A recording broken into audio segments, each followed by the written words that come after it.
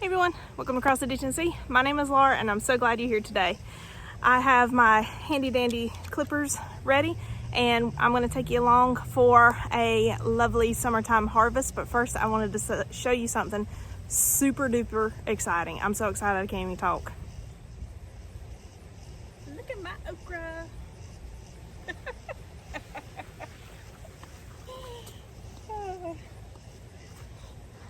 You can't see me. Hang on. Hi. The okra, like most of it, is about hip height on me, but there is some of it that is like almost chest high, and I'm so excited.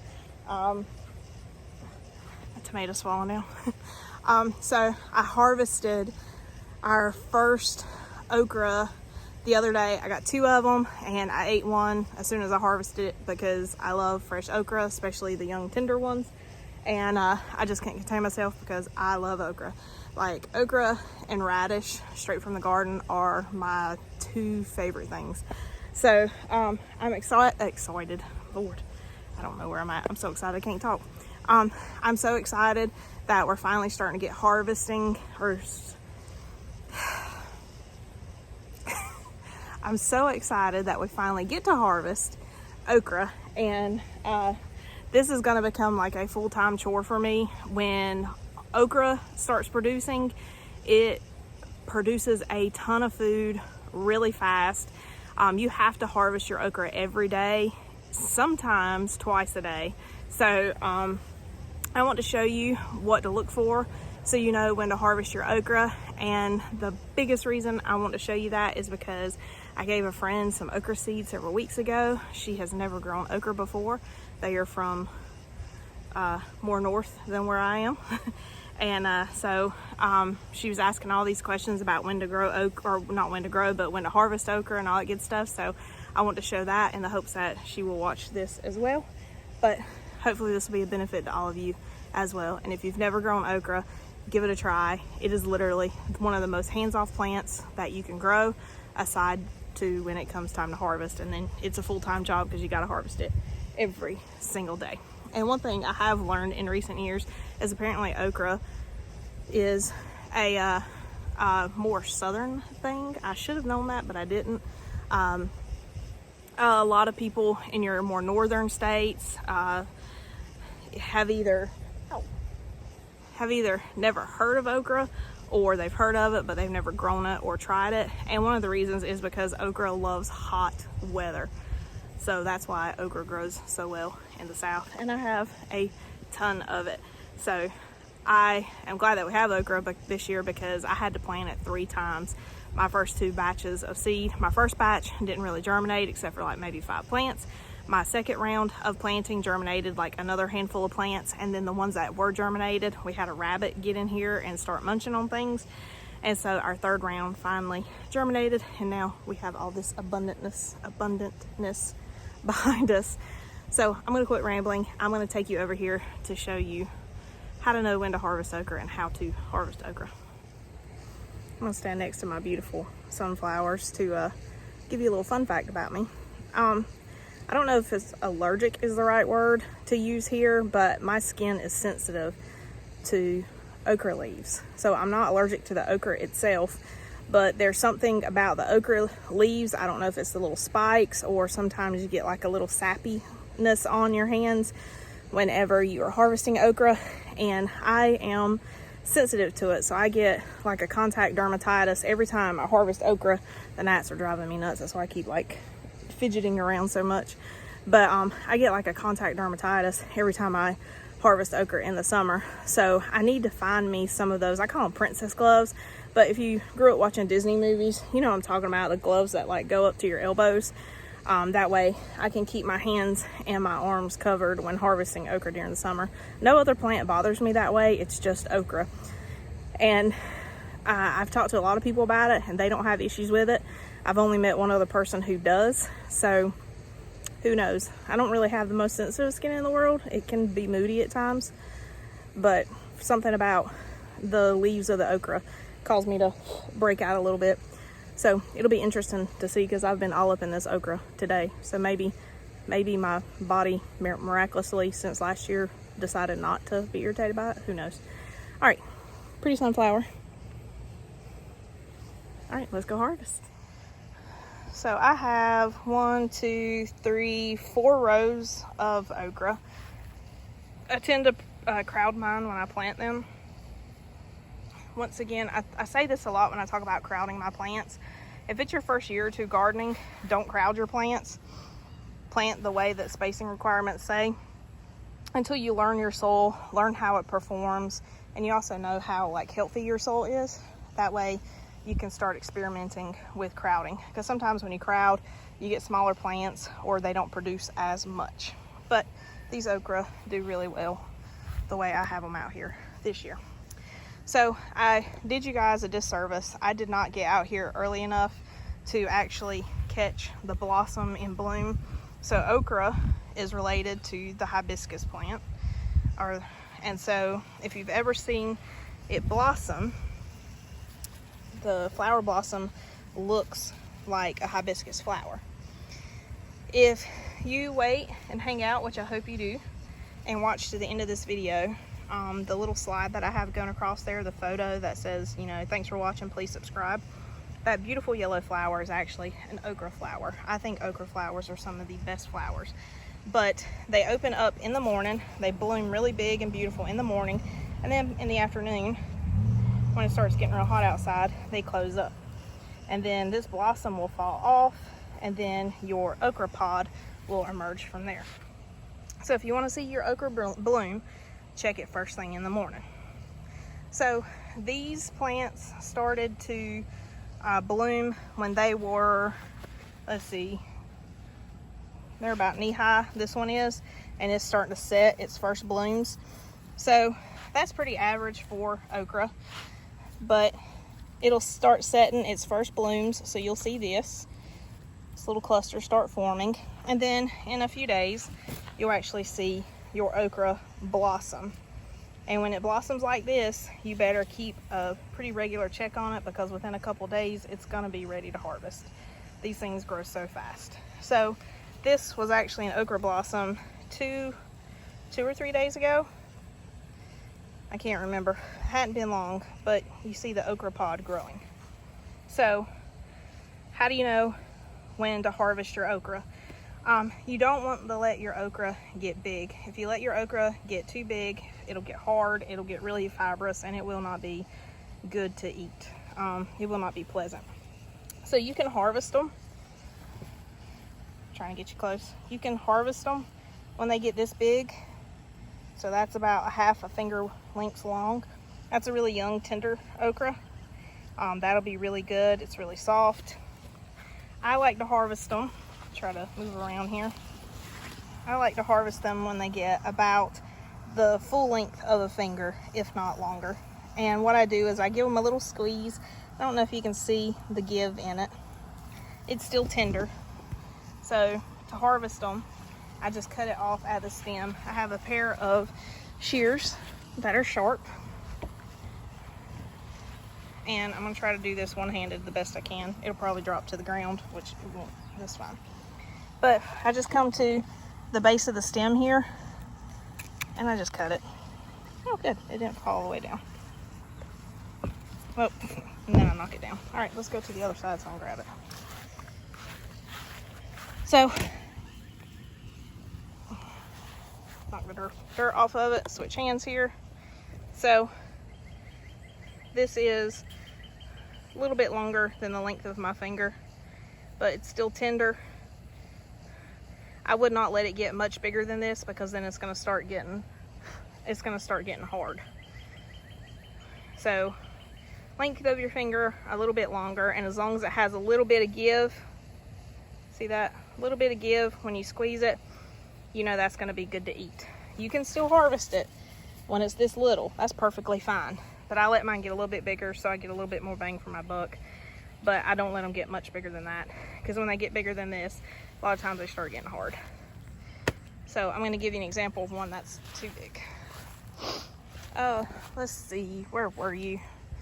I saw you a few minutes ago. So I came out here earlier in the day when it was cooler and was weeding the garden.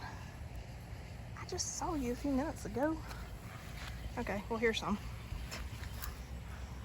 Oh, there they are. There's so much going on. So this guy, oh, these gnats are driving me nuts. So this one right here is too big. This is as big as my hand is, if not bigger, and it is hard. There's really no give to that. So if you don't mind a tougher piece of okra, you can harvest it that big and eat it. That's perfectly fine. I personally like to harvest them when they're about that size or smaller. So this one is actually starting to get like a really light green in color, and it's gonna start turning yellow and then brown. And so what is happening when that happens, when your pod gets too big, it essentially, I say goes to seed, but that's what it's doing. It's forming seed, because that's the whole purpose of the plant, is to reproduce.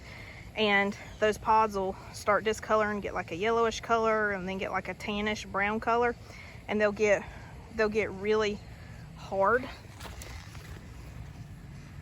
They'll get really hard, and if you let it continue to stay on the plant and dry out, then you'll be able to harvest it at the end of the season once it's completely dry, and you can shake it.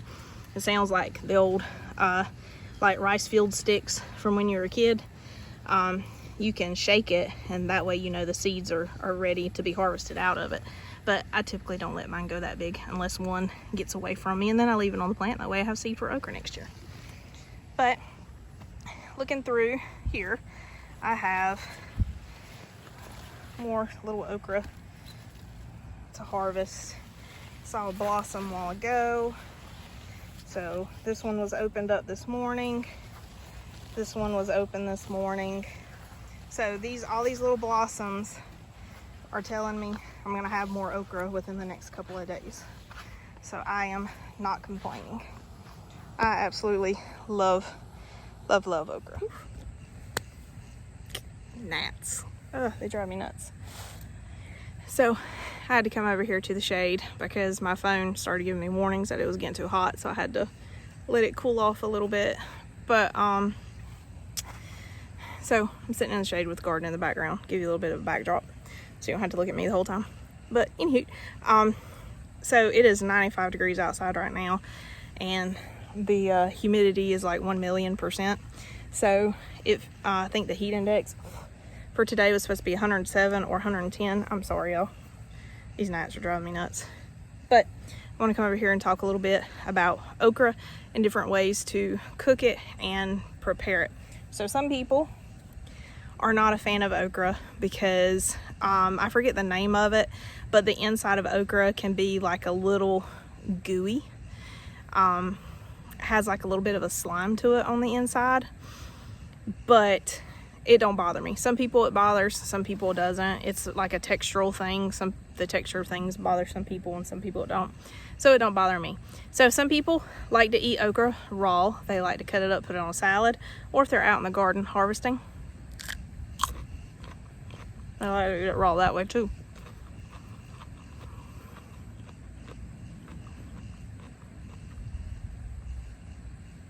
My mama taught me not to eat with food, or not to talk with food in my mouth. I don't want her telling me, young lady, you shouldn't be on camera talking with food in your mouth. See, mama, I did listen. Anyways, so our favorite way to cook okra is we take the pods and we cut them into little discs, like little coins. And I like to put some butter in a skillet on the stove and saute the okra in the butter until it starts to get real tender, not falling apart, but real tender. And then have like a little bit of garlic powder with it, and any type of other seasonings you like. I've done it with steak seasoning before. It's pretty good. We do something similar, baking it in the oven. That does really well. Ooh, my nose itches, sorry. Frying okra, classic. Love breaded fried okra. We actually had some last night that I picked up at a local restaurant, so that was really good. Hadn't had it in a long time. Some people boil it and steam it. I personally don't care to do that because it makes the sliminess more pronounced, I guess you could say. So it gets, to me, I don't like it like being super soft and slimy. So we usually saute ours, bake it, or fry it. Most of the time we saute it because it's really quick, really easy, cooks in less than 5 minutes. Okra also stores really well for the winter time. So if you can plant a few plants, if you can start a few plants in your yard or your garden, you don't need a whole lot of plants because they will produce so much that you couldn't eat it you couldn't eat as much as it produced every day, even if you tried. So like this, we eat off of it almost daily. We share it with our neighbors, and then we preserve it. So you can can it to preserve it. Once again, I don't really care for it being canned because it's a little bit too soft and slimy for me that way. It can be pickled. I've never had pickled okra. I would like to try it, but I've never had it. But the way I do it, once again, I cut it in those little discs like I showed you, and then I take a cookie sheet and I put freezer paper on it, and then I lay my okra. Of course, you're going to wash it before you do this and make sure it's dry, but I lay my okra flat, just those little medallions. I lay them flat on the cookie sheet with the freezer paper, and I flash freeze it. And then I either put them in a Ziploc bag, a freezer bag, and press all the air out of it and store it in the freezer that way, or we use a food saver to suck the air out and put it in the freezer and store. But we freeze a ton of okra during the summertime to have during the wintertime, and it's just as good that way as it is fresh. So just some ideas if you decide to give okra a try. It is getting a little bit late in the season, at least where I am in eastern North Carolina, to start okra. You could probably start it now and get some okra off of it, but you're not going to have the long season with it like you traditionally would. But something to keep in the back of your head for next summer. Okra, like I said, is a prolific producer. The plants will get taller than me. I think last year we had plants that were like 10-12 foot tall. Like, they will get taller than sunflowers, and so I was having to like bend the plant over to harvest the okra off the top of it. So they keep producing until disease takes them out or until the frost took them out. We were able to get ours up at I cannot talk today. We were able to cut okra off of our plants until October of last year when we got our first frost, and then we pulled the plants up. So we had a really long season and a ton of okra. So if you've never had it, give it a try, and it's super easy to grow. So if you live in a warm climate, definitely give it a chance in your garden. So aside from the couple of pieces I have snacked on, that is the okra we have. I would say that's a personal pan size amount, but I'm not complaining because I know in probably, I'd say 2 weeks, I will be getting this basket full. This is what I call a peach basket. I will be getting this peach basket full of okra. Last year I was having to bring this and another bowl, like a big bowl, down here every day, and I was filling it with okra. So like I said, they are prolific producers. But something else we have, our bush beans are finally starting to produce. We've probably got enough ready out here for a meal, so it'll probably be another 2 weeks or so before we have enough to start canning. So I'm excited about that. And then our zinnias and marigolds are producing beautifully. Our sunflowers, you saw one while ago. Here's a little miniature one doing really well. And then we have some peppers over here. I'm gonna pick these because it is supposed to rain tomorrow. So I'm gonna pick these and then pickle them. Uh-oh, something got a hold of that plant. There's a sick plant. I'm gonna have to pull that. But I'm gonna pick these jalapenos and make cowboy candy with them. And if you want to know how to make cowboy candy, this is, oh man, oh, it's so good. Even people who don't typically like jalapeno peppers or hot peppers love cowboy candy because the sugar in it takes the heat of it away. Like, you have the flavor and there's a tiny zing, but it's a really sweet recipe. So I did a video on it last year, so I'll try to link it below, and that way you can go back and watch it and learn how to make cowboy candy. But I'm just going to come through here and harvest peppers. You just pick them off the plants. If you've never picked beans before, they start off as little white flowers like that. Then they'll start growing little baby beans like this. You can see that. And then eventually they grow into beans like this. And I usually pick them when they get about as wide round as my pinky finger. So just to pick them, you just separate it from the vine without damaging the vine. So you can freeze these, you can can these, you can eat them fresh if you want to. I have cut these up and put these on a salad. But I think we're gonna have green beans with our supper tonight. Fresh green beans. I'm gonna set you guys down so I can finish harvesting. Ooh, get the one I left. Ta-da.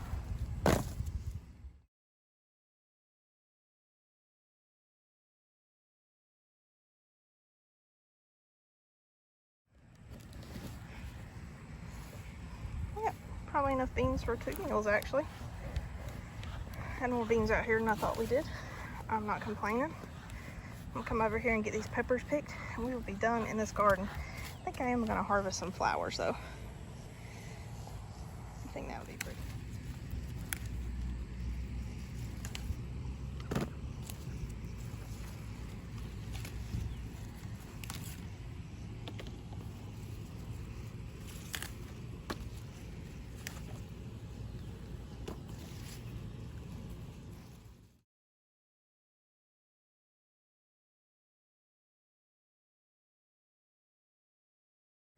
Well, I am done for today.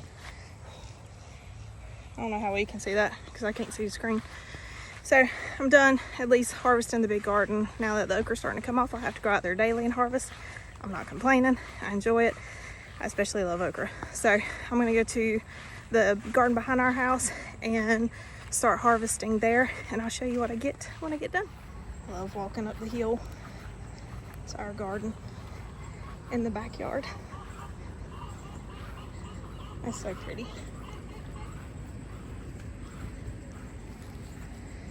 I love it.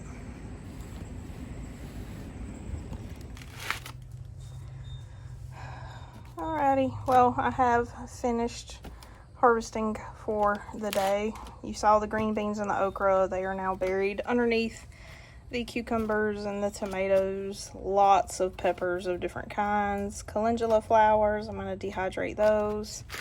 But we have a bountiful harvest. And then, of course, some beautiful flowers. And I have one little dahlia in there.